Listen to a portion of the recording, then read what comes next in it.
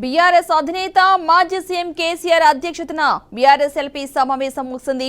తెలంగాణ భవన్లో నిర్వహించిన ఈ సమావేశానికి బీఆర్ఎస్ ఎమ్మెల్యేలు, ఎమ్మెల్సీలు హాజరయ్యారు. అసెంబ్లీ సమావేశాల్లో అనుసరించాల్సిన వ్యూహంపై ఎమ్మెల్యేలు, ఎమ్మెల్సీలకు కేసీఆర్ దిశానిర్దేశం చేశారు. ప్రభుత్వం ఇచ్చిన హామీలు, వాటి అమలు, పార్టీ పరంగా అనుసరించాల్సిన వ్యూహంపై చర్చించారు.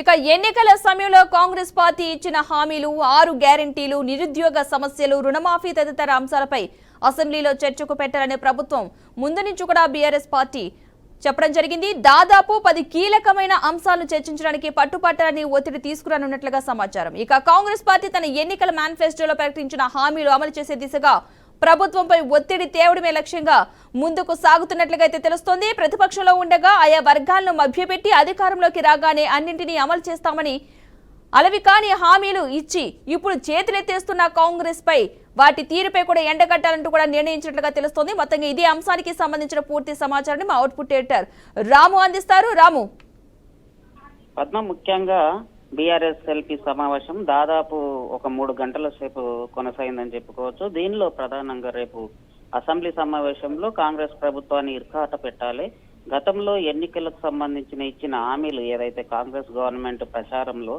ఎన్నికలకు సంబంధించిన ప్రచారంలో ఇచ్చిన హామీలను ఏవైతున్నాయో వాటన్నిటినీ అసెంబ్లీలో చర్చించాలి అనేది టీఆర్ఎస్ ఎల్పీ సమావేశంలో నిర్ణయించడం జరుగుతుంది. దీనికి సంబంధించిన ఎమ్మెల్యేలకు సంబంధించిన దిశానిర్దేశం కూడా చేయడం జరిగింది.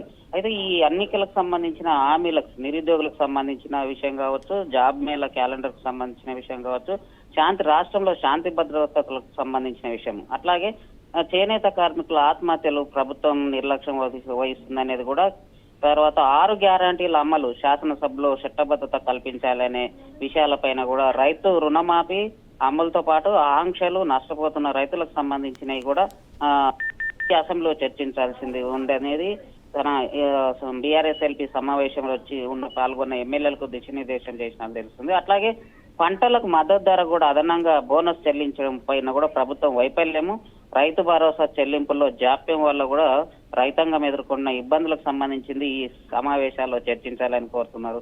అట్లాగే గ్రామాలను సంబంధించి, పట్టణాలకు సంబంధించిన నిధుల విడుదలలో కూడా అలసత్వం వధిస్తుంది. పారిశుద్ధ్య నిర్వహణ సరిగా లేకపోవడంతో కుంటుపడుతున్న గ్రామాలు, తర్వాత పట్టణాలకు సంబంధించినవి కూడా ఈ సమావేశంలో ప్రభుత్వాన్ని నిలదీయాల్సిన అవసరం ఉంది అనేది ఈ రోజు టీఆర్ఎస్ ఎల్పీ ఎమ్మెల్యేలకు కేసీఆర్ ఒక ఆదేశాలు జారీ చేయడం జరిగింది. అట్లాగే స్టూడెంట్స్ కి సంబంధించినవి గత ప్రభుత్వంలో తీసుకున్నట్లయితే ఫీజు రియంబర్స్మెంట్ కి సంబంధించింది కానీ బకాయిల విడుదల కూడా జాప్యం జరిగినట్లు తెలుస్తుంది.